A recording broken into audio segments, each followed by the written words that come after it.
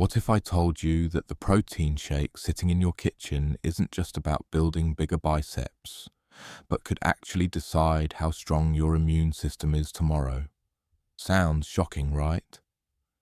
We've been conditioned to think of protein as the ultimate muscle food, more scoops, more strength. But here's the twist. Protein isn't just fueling your muscles, it's fueling your antibodies, your hormones, even the microscopic defenses that keep you alive. Most of us obsess over carbs making us fat or fats clogging our arteries, but almost no one asks, can too much protein actually turn into fat? And if so, how does that process even work?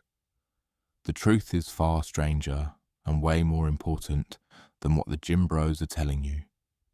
Today we're diving into a story that flips everything you thought you knew about protein upside down. This isn't just about nutrition, it's about the hidden science of how your body decides whether protein becomes energy, muscle, or even stored fat. Welcome to the Wellness Way. If you're ready to uncover the truth about protein and its secret role in your body, hit that subscribe button right now, so you won't miss the insights that could transform your health. When I first started going to the gym, the word protein was like a magic spell. Everyone was talking about it, how many grams you needed, which brand of protein powder was the cleanest, whether whey was better than plant-based. I was guilty of the same obsession. My shaker bottle practically became an accessory, clinking along with me everywhere I went. To me, protein was one thing and one thing only: the raw material for bigger muscles. More protein meant more growth. It felt simple. But what if I told you that this belief, the one so many of us hold without question, is not the whole truth? What if the real story of protein is much stranger, more powerful, and more connected to your survival than your biceps or abs? That's the shocking twist I had to confront. Protein isn't just about muscles. It could determine how resilient your immune system is, how balanced your hormones are, and even how your body decides to store or not store fat. We live in a culture where nutrition advice is everywhere. Some say carbs are the enemy. Others warn that fat will clog your arteries. But protein? Protein gets this golden reputation. It's seen as the clean hero of the macronutrients. If you're dieting, eat more protein. If you want to lose weight, eat more protein. If you want to bulk up, eat more protein. It seems like the one nutrient no one dares to question. And yet I found myself wondering, can you actually eat too much protein? Could this so-called hero also have a dark side? It felt almost heretical to even ask. I remember sitting at my desk one night after a long workout, staring at my half-empty protein tub and thinking, am I just blindly following the crowd? That question sent me down a rabbit hole. I started digging into not just fitness blogs and supplement ads, but real physiology, how our bodies actually handle protein. And the truth I discovered was eye-opening. Here's the thing. Protein has no storage locker in your body. Carbs can fill up glycogen reserves in your muscles and liver. Fat can slide neatly into fat cells waiting for a rainy day. But protein is like a restless traveler. The moment it enters your system, it has to go somewhere, do something. It can't just hang around waiting for you to hit your next bench press session. That single fact changed everything for me. It meant that every gram of protein I ate was either being put to work, building enzymes, hormones, plasma proteins, antibodies, or being dismantled by the liver, stripped of its nitrogen, and turned into something else.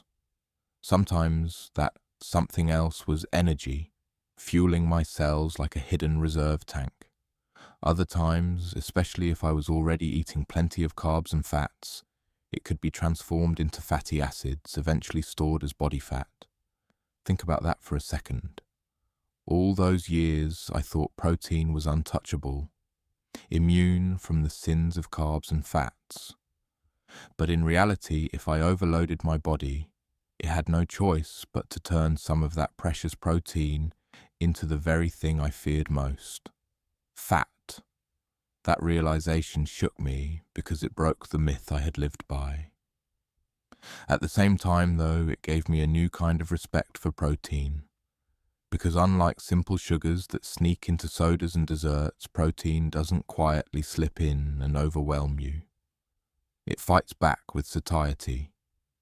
Every time I had a chicken breast or a scoop of Greek yogurt, I felt full, satisfied, calmer around food.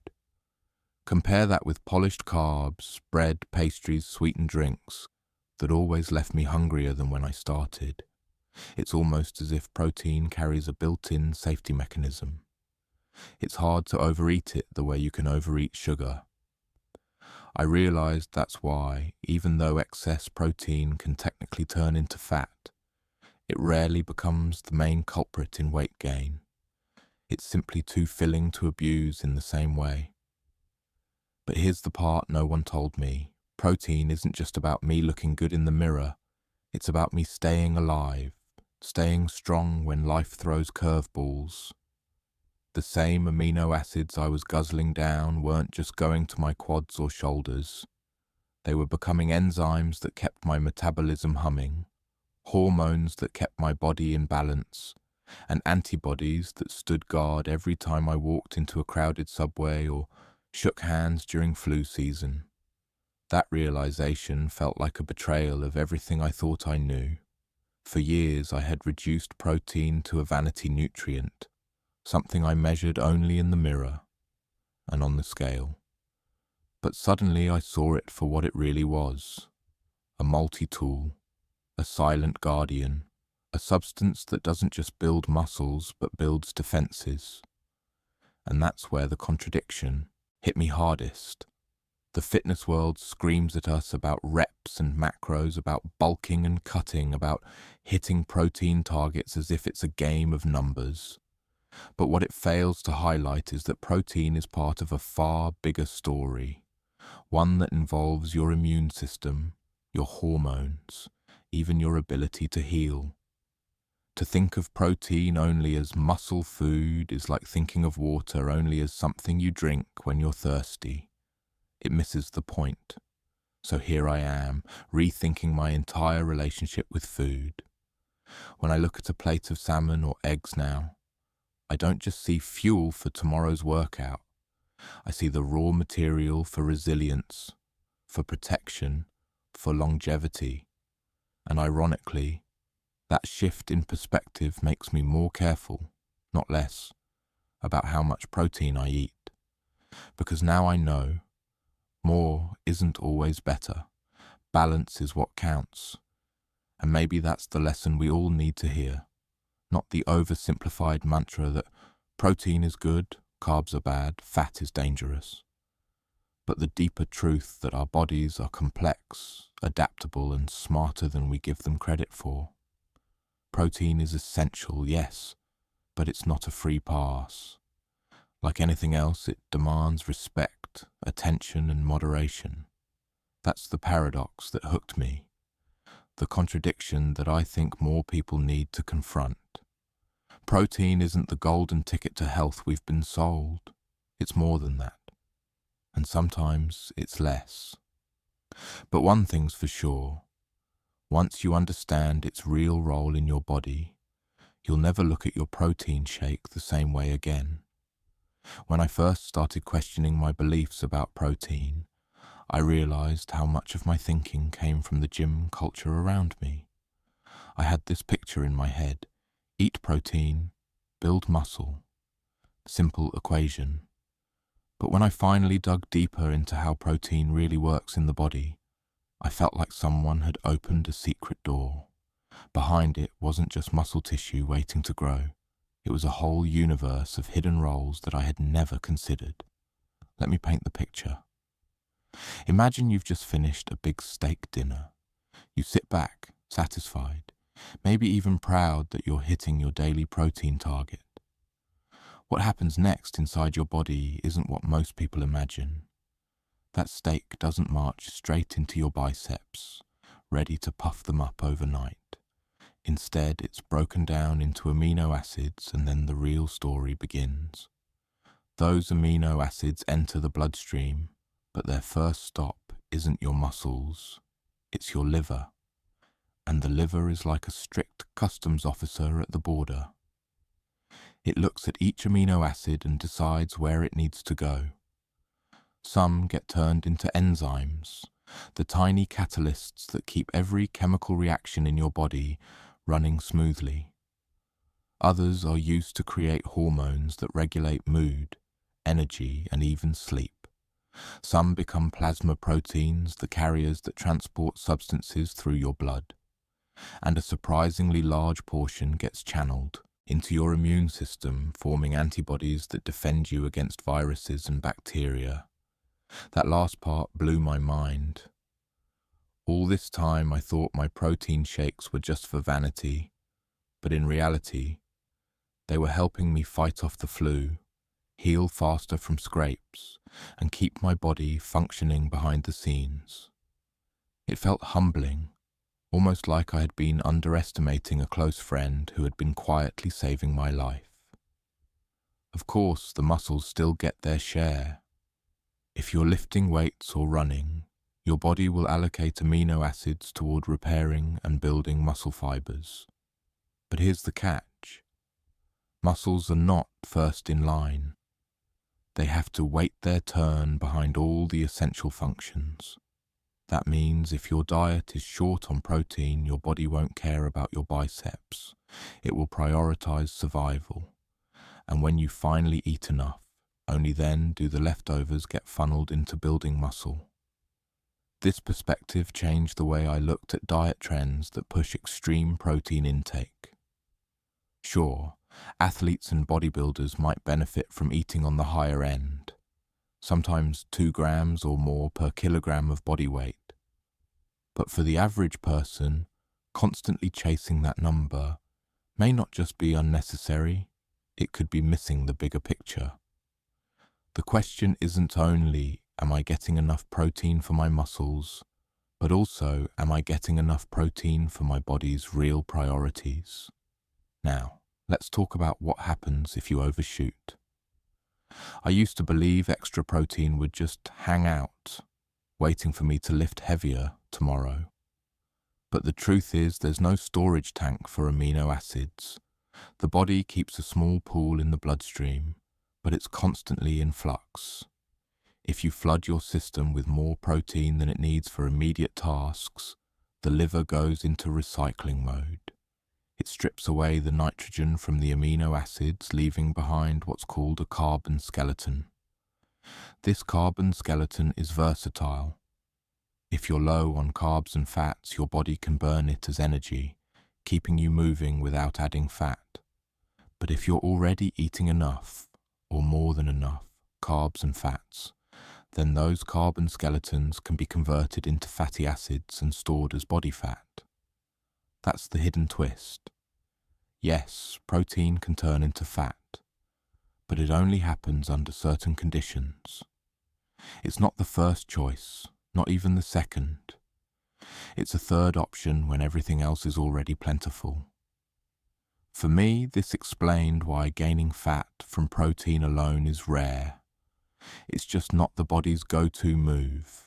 And add to that the fact that protein-rich foods are filling, much more filling than a slice of cake or a soda, and suddenly you see why overeating protein is harder than overeating carbs or fats. Think about it. How many times have you mindlessly polished off chips or cookies? Now compare that to forcing down 3 extra chicken breasts after you're already full. The body naturally pushes back. Still, I don't think this gives us a free pass to eat endless amounts. I've tried pushing myself to hit 2.2 grams per kilogram, and honestly, it's exhausting. It feels like eating becomes a chore, and at a certain point, the benefits don't match the effort. What I've found more sustainable is aiming for a balanced range, enough to cover all my body's needs and leave some for muscle growth, but not so much that it becomes a burden. Balance is really the key word here. Carbs, fats, and proteins all play unique roles. Demonizing one while glorifying another creates blind spots. Carbs aren't evil, they fuel workouts and keep glycogen stores ready. Fats aren't villains, they support hormones and cell membranes. And protein isn't just the good guy nutrient, it's a tool, one that needs to be understood in context. The practical takeaway for me has been this: I no longer obsess over maxing out protein grams. Instead, I focus on eating a variety of whole foods, lean meats, fish, eggs, beans, dairy, nuts, while also paying attention to carbs and fats. If I've trained hard and need more, I'll bump it up. If not, I don't stress, because now I know that protein is already working overtime in ways I can't even see, whether I hit a perfect macro split or not. What surprised me most about this journey was how much of nutrition advice gets simplified into catchy slogans. Carbs make you fat. Fat clogs your arteries. Protein builds muscle. These phrases are easy to remember but dangerously incomplete. The reality is messier but also more empowering once you understand it. I used to think I was eating protein just for the mirror. Now I eat it knowing it's helping my immune system, balancing my hormones and giving me energy when I need it.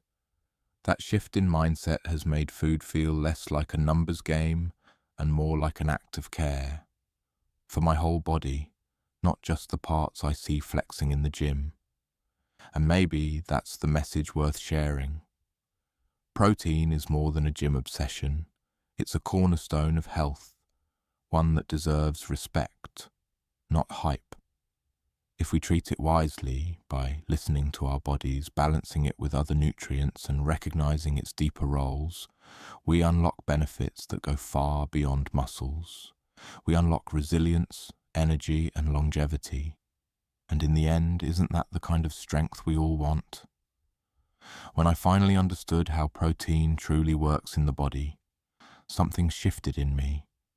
I stopped looking at food as just fuel for workouts or as a set of numbers in a tracking app. Instead, I started seeing every bite as a signal, information that my body was interpreting, dividing, and transforming into strength, energy, or defense. That realization opened my eyes to a bigger truth. Nutrition isn't just about shaping our bodies on the outside. It's about shaping how we survive, adapt, and thrive from the inside. For years, the conversation around protein has been dominated by one image: the bodybuilder.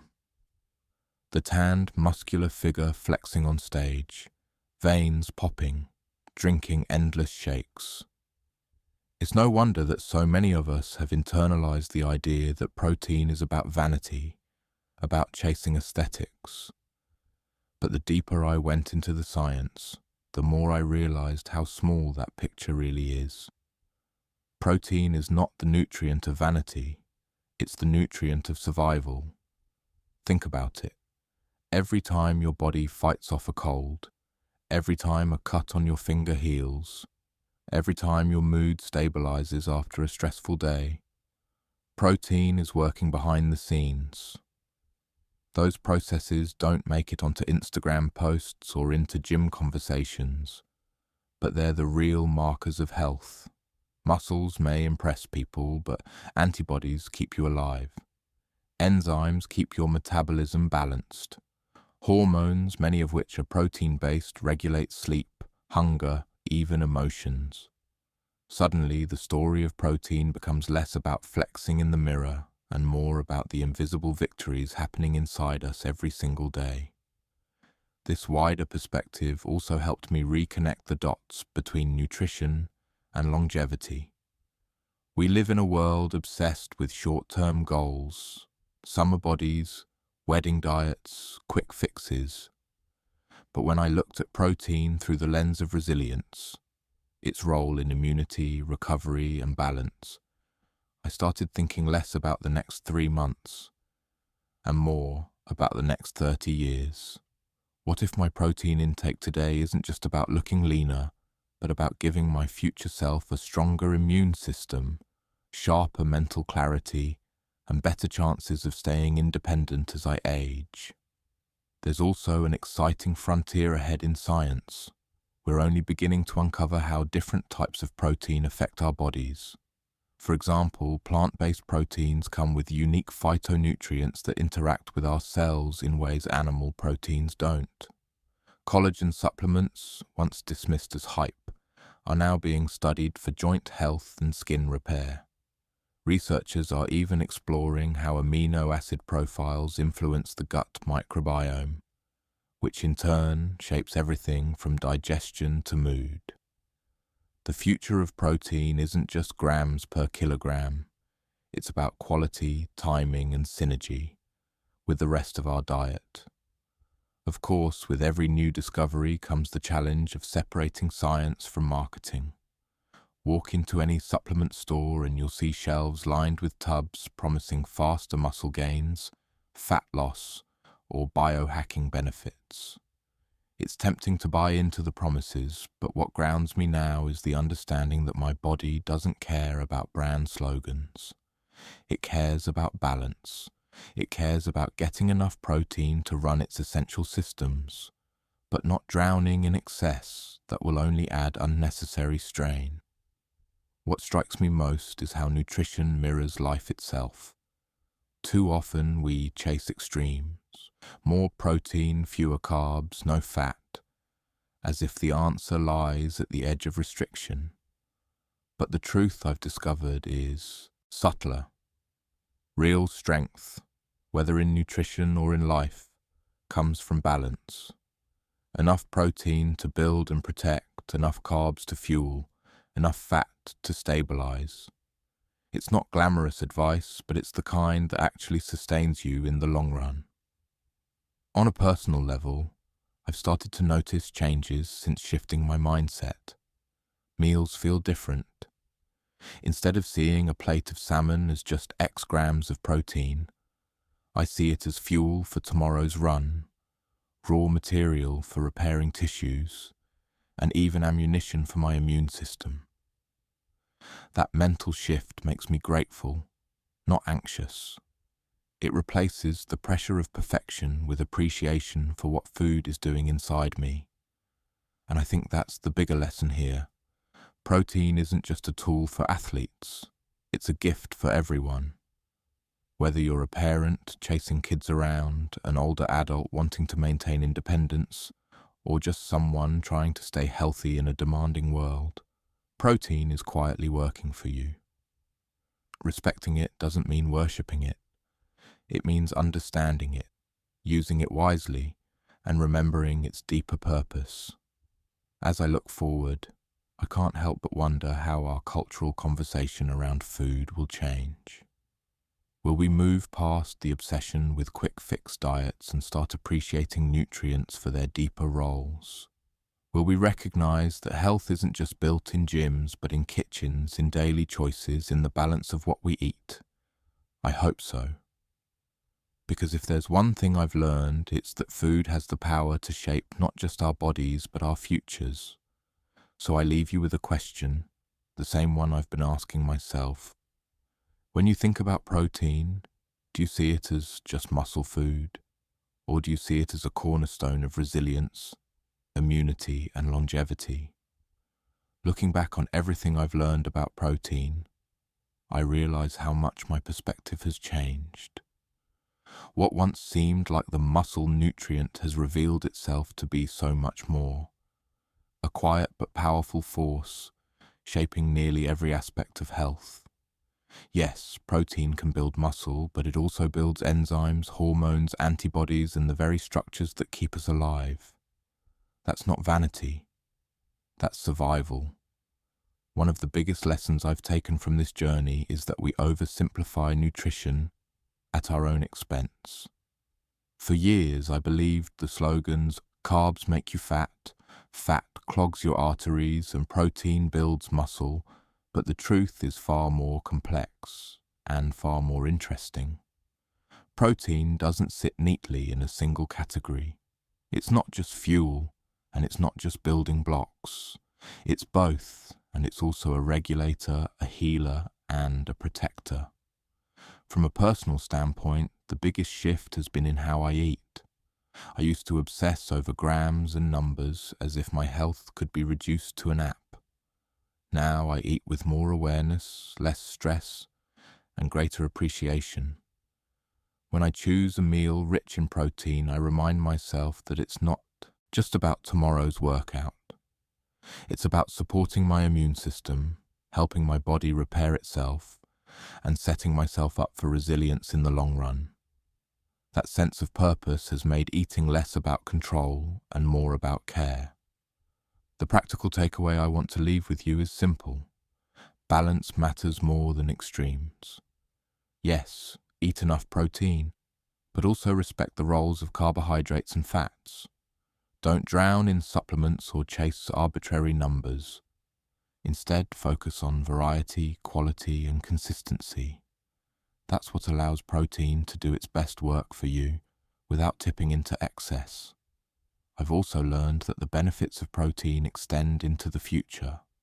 Building muscle isn't just about looking good, it's about staying mobile and independent as we age. Supporting immunity isn't just about avoiding colds, it's about building resilience for the challenges life throws at us. When we eat with that long-term view, food becomes more than fuel. It becomes an investment in the person we want to be 5, 10, or 30 years from now. So here's my closing thought. Protein is not just muscle food, it's life food.